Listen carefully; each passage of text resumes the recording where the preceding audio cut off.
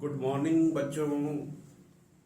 तो आज हम एक नया टॉपिक स्टार्ट करने जा रहे हैं, दैट इज लिमिटिंग रिएजेंट। इससे पहले के लेक्चर्स में हमने कंसंट्रेशन टर्म के बारे में पढ़ा था, molarity, molality, mole fraction, mass percentage. तो आज हम एक नया टॉपिक स्टार्ट करने जा रहे हैं, दैट इज लिमिटिंग रिएजेंट। तो देखिए लिमिटिंग रिएजेंट क्या होता है। सपोज इसको मैं एक्सप्लेन करूंगा कुछ केमिकल और कुछ डेली लाइफ के एग्जांपल्स के थ्रू।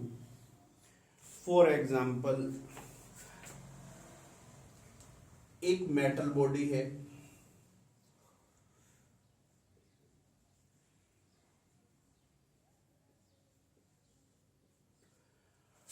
और दो टायर्स से मिलकर क्या बनती है, एक बाइसिकल बनती है। ठीक है, एक मेटल बॉडी और दो टायर से क्या बनती है, एक बाइसिकल बनती है। तो अगर मेरे पास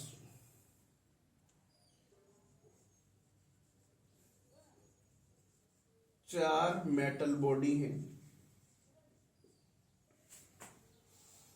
और 10 टायर है, तो यहां पर कितनी बाइसिकल्स बनेगी। तो ये एक इंपॉर्टेंट यहां पर हमारे पास क्वेश्चन बनता है। देखिए क्या कह रहा हूं मैं, चार मेटल बॉडी हैं और 10 टायर। तो सिर्फ अगर मैं यहां पर टायर्स को देखूं तो देखो दो टायर हैं एक बाइसिकल में, तो 10 टायर्स हैं अगर हमारे पास। तो यहां पर 10 टायर्स के अकॉर्डिंग कितनी बाइसिकल्स बननी चाहिए।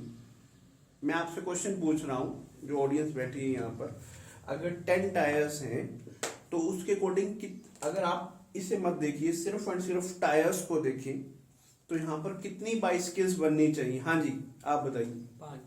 5 बाइसिकल्स बननी चाहिए। बट अगर मैं टायर्स के साथ साथ मेटल बॉडी को भी देखता हूं तो उसके अकॉर्डिंग कितनी बाइसिकल्स बननी चाहिए। 8। एक मेटल बॉडी से एक बाइसिकल बन रही है, तो यहां पर मेटल बॉडी कितनी है, 4। तो अगर मैं इस कंप्लीट इक्वेशंस को देखता हूं तो मेरे पास यहां पर कितनी बाइसिकल्स बननी चाहिए, 4 बाइसिकल्स बननी चाहिए। आप बोलोगे टायर तो क्या है 10 है, तो 5 बननी चाहिए। बट उसके साथ हमें मेटल बॉडी भी गिवन है। मेटल बॉडी क्या दे रखी है, 4 बाइसिकल्स की दे रखी है। तो हमारे पास एक कंप्लीट डे के अंदर कितनी कंप्लीट बाइसिकल्स मिलेंगी, 4 मिलेंगी। और 2 टायर्स क्या है, रिमेनिंग रह जाएंगे। और यहां पर मेटल बॉडी कितनी रहेगी, अब 4 थी, 4 से 4 बाइसिकल्स बन गई। 4 मेटल बॉडी के लिए कितने टायर्स रिक्वायर है, 8। तो 2 टायर्स भी क्या रहेंगे, रिमेनिंग रहेंगे। ठीक है, थोड़ा कम समझ में आया होगा। ठीक है, तो मैं एक एग्जांपल और ले रहा हूं। तो देखो लिमिटिंग रिएजेंट हमारे पास 4 बाइसिकल्स क्यों बनी, क्योंकि हमारे पास जो मेटल बॉडी थी वो क्या थी, यहां पर लिमिटिंग अमाउंट में थी, बहुत एक लिमिट में थी। मैं एक और एग्जांपल देता हूं डेली लाइफ का, बहुत ही अच्छा एग्जांपल है। फॉर एग्जांपल, हमें चाय बनानी है। चाय बनाने के लिए मेरे को 1 कप मिल्क और 50 ग्राम शुगर है, तो मेरे पास क्या बन रहा है, 1 कप टी बन रही है। ये चाय बनाने की एक रेसिपी है।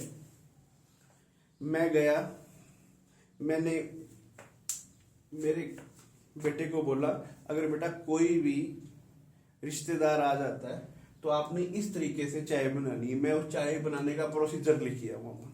1 कप मिल्क लेना है, 50 ग्राम शुगर डालनी है, तो आपके पास क्या बन जाएगा, 1 कप टी बन जाएगी।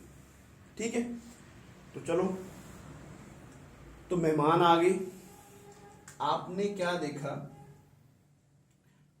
आपके घर में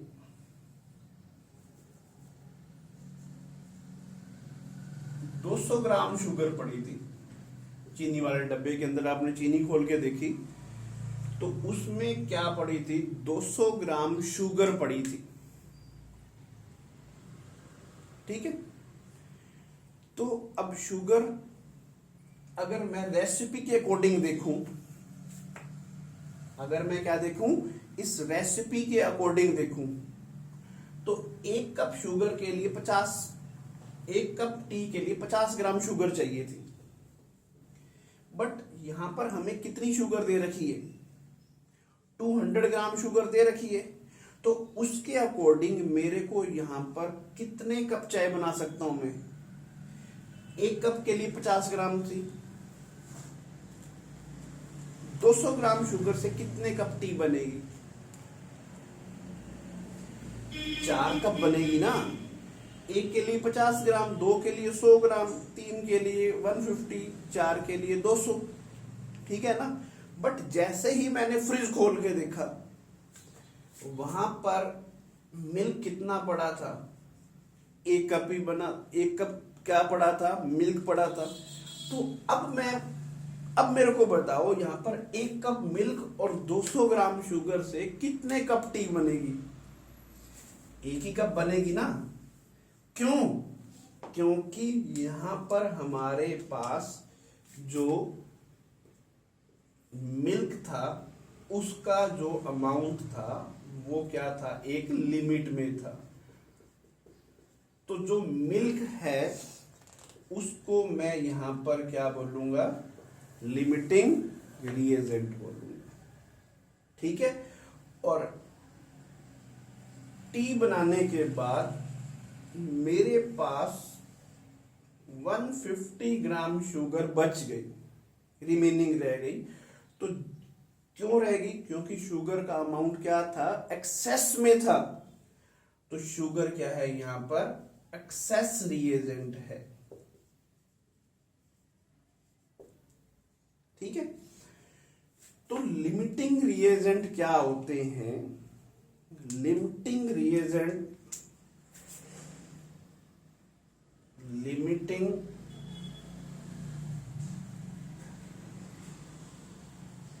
reagent are those reactant which completely consume during a reaction and that decide the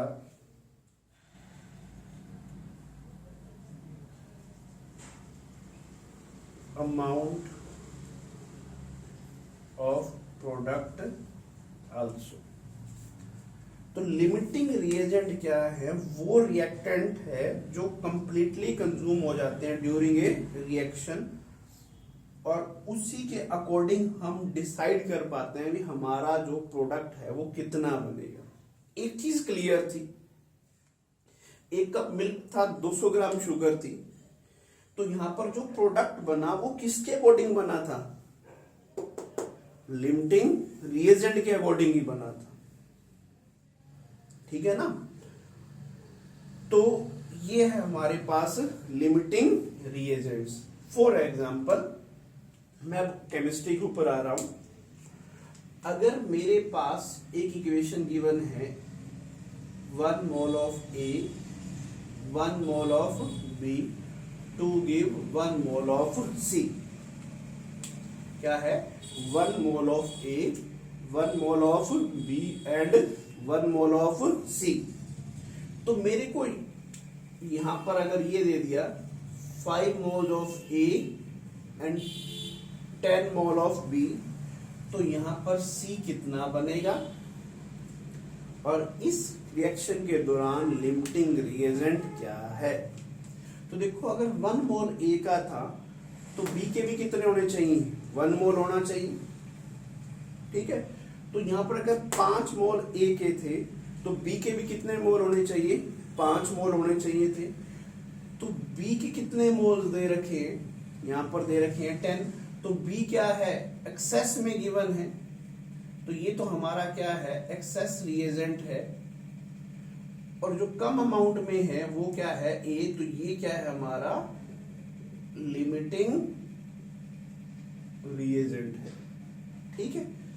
और जो भी प्रोडक्ट बनता है वो किसके अकॉर्डिंग बनता है, लिमिटिंग रिएजेंट के अकॉर्डिंग बनता था। यहां पर जो चाय बनी थी वो किसके अकॉर्डिंग बनी थी, अकॉर्डिंग टू लिमिटिंग रिएजेंट बने। तो सेम लाइक दैट 1 मोल ए से 1 मोल सी बन रहा था, तो 5 मोल ए से कितने मोल सी के बनेंगे, आंसर क्या आएगा, 5। अंडरस्टैंड। तो आई होप आपको लिमिटिंग रिएजेंट का टॉपिक क्लियर हो जाएगा, ठीक है। तो अब नेक्स्ट लेक्चर में हम करते हैं numerical based upon limiting reagent.